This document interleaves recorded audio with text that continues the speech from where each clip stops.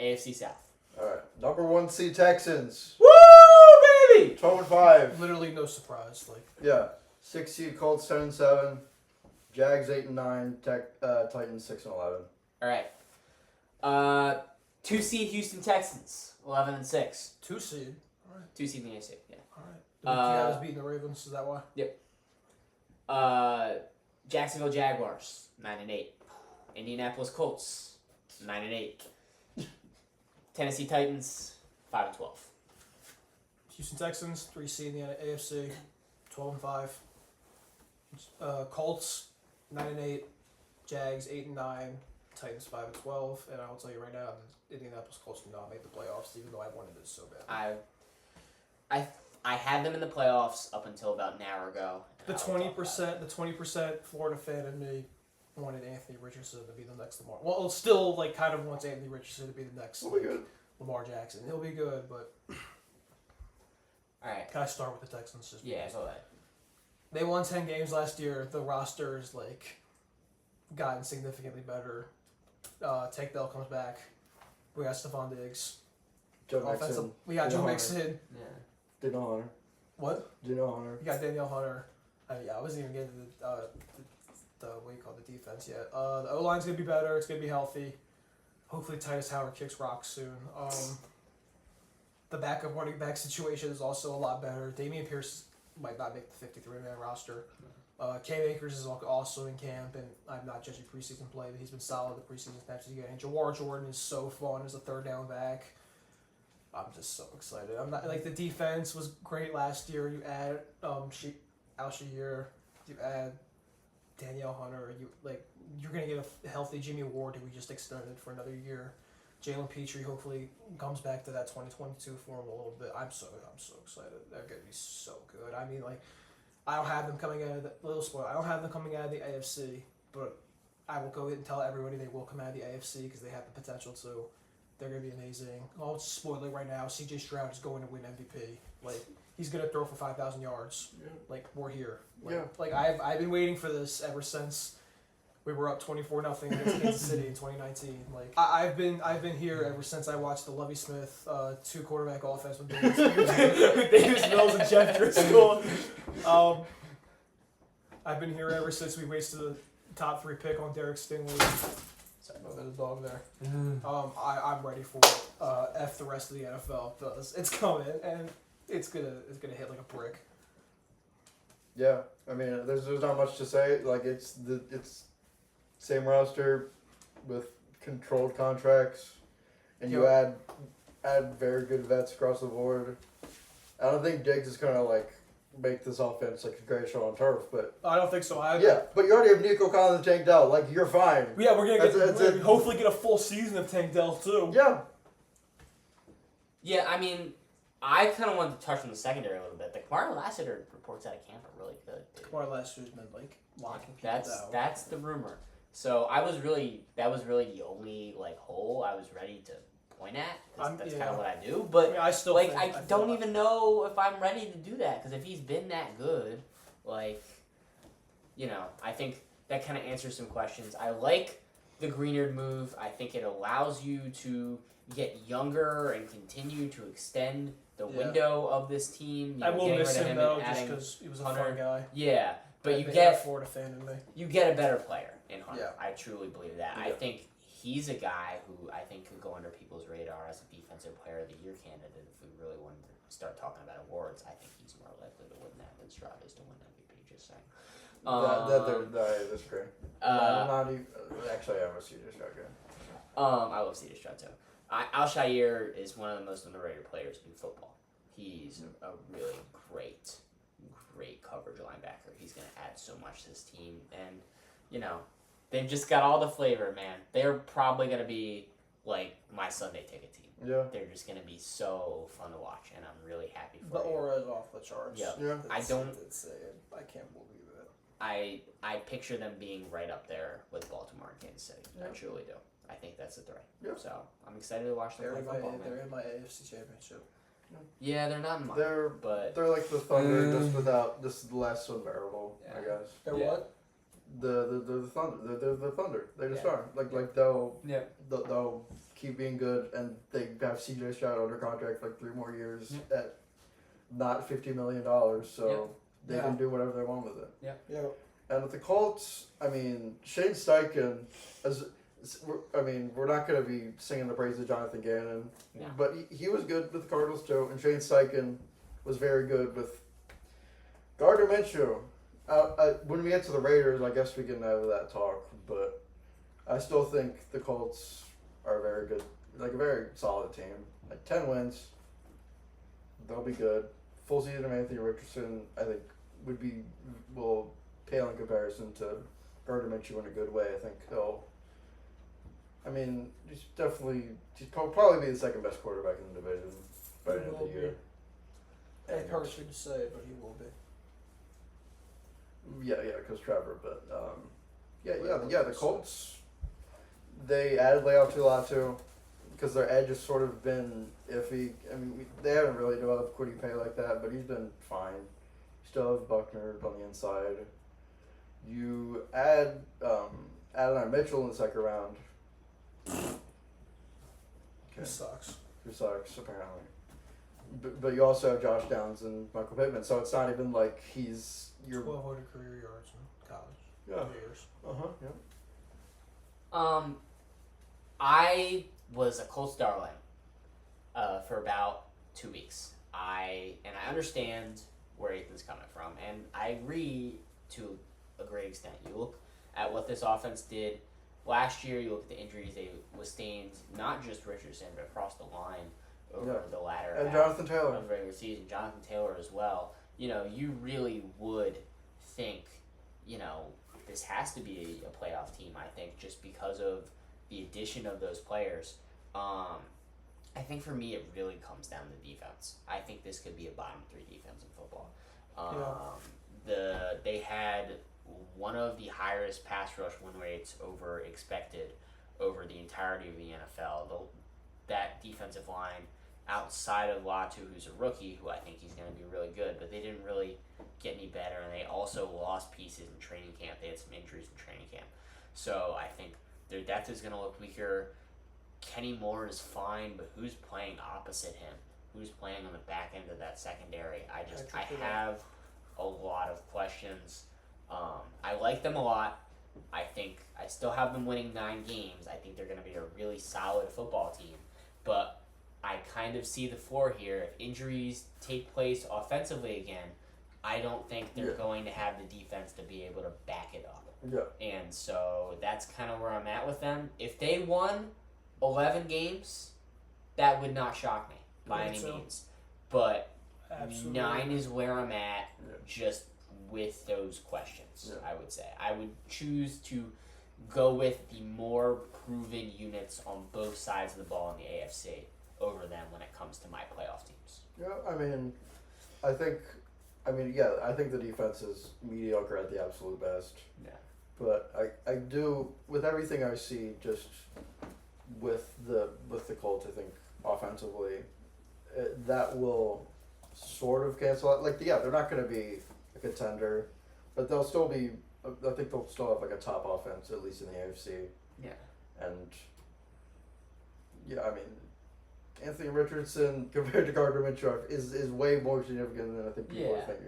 Yeah, I think I find them very similar to this year's Los Angeles Rams, and I know we're gonna get into the Rams, one of those but I think it's very similar cases on both sides of the ball. Yeah. Jags or bleh? It's almost the same as last year. Yeah. It's like you exchange Calvin Ridley for Gabe Davis, and the rest of it's just like get Brian Thomas and he's good. He's good. I just don't see a path to them being better than the Colts or the Texans or the Ravens or the Chiefs or the Bengals. I liked the defense last year. Yeah, I like most of their pieces. I think they will continue to be a solid unit. They did all the right things for that unit, and they added Arik Armstead in the offseason.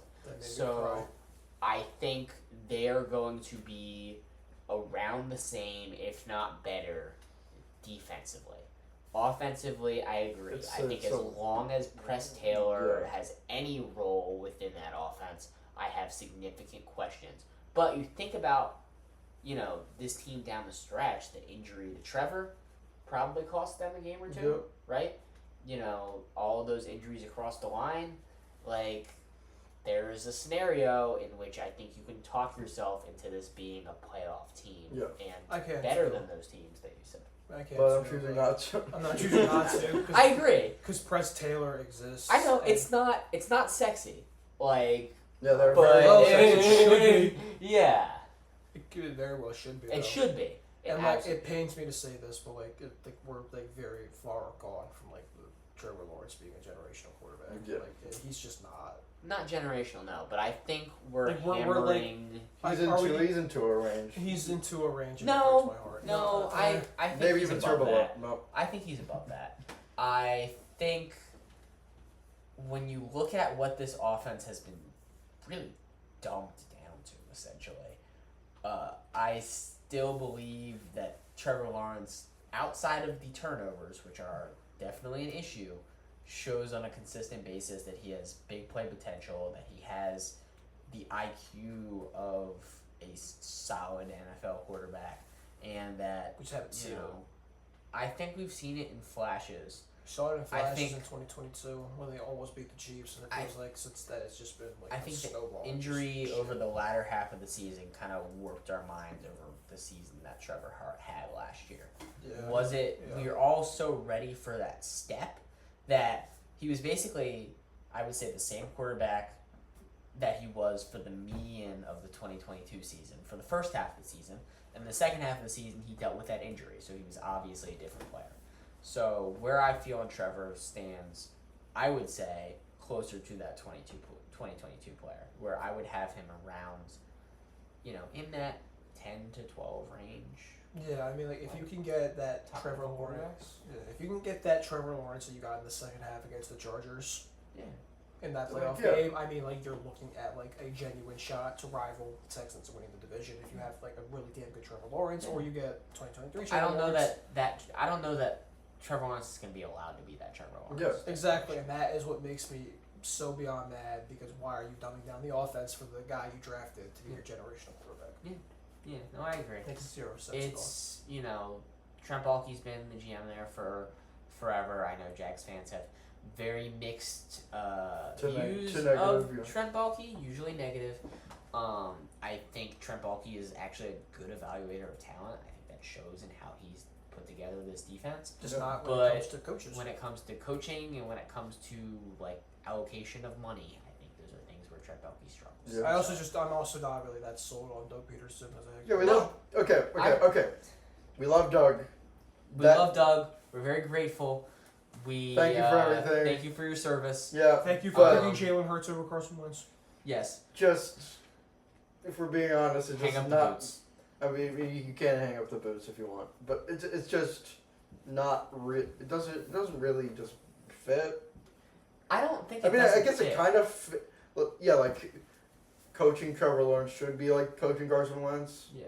Good Carson Wentz. Good Carson. Yeah. I love how they were romanticizing Carson Wentz. The problem with Doug Peterson is the same problem with Frank Reich. They're just. The problem is they're not adapting. They're great offensive minds who, when it comes to the building of staff and the general operations that come with running a football team, they're not great at that. No. They're brilliant, but just can't figure it out. I would, I would drop down on my knees and give everything if I was if I was the Titans and I needed an offensive coordinator and Doug Peterson or Frank Reich, was there. I'd pay $1 billion. Yeah, but running a football team is hard. Yeah. And he does not do well. Yeah. So whatever, but I hope for the best. I mean, I know they're a division rival, but I absolutely love Trevor Lawrence with all my heart, and Travis Etienne till the day I die. Yeah. Brought me another Clemson ring, but they're not winning any NFL rings anytime soon with that coaching staff. No, I mean, you can I think the the coaching staff is the biggest flaw. Yep. Yeah. I think it's not even a question. It's not on their roster. It's the coaching staff. Damn good roster, but yeah. Titans. There's- Okay. Yeah, we know Will Levis is not that good. Titans short and sweet. Will Levis. They won't be that good. Horrible. I don't. He's like not the horrible. offense. He'll be like, Will Levis will be a bit below average, and then they'll draft a quarterback. Yeah. They'll draft a real quarterback. You know, What? I think we need to take a minute and what? bask in the glory of L'Jarius Sneed.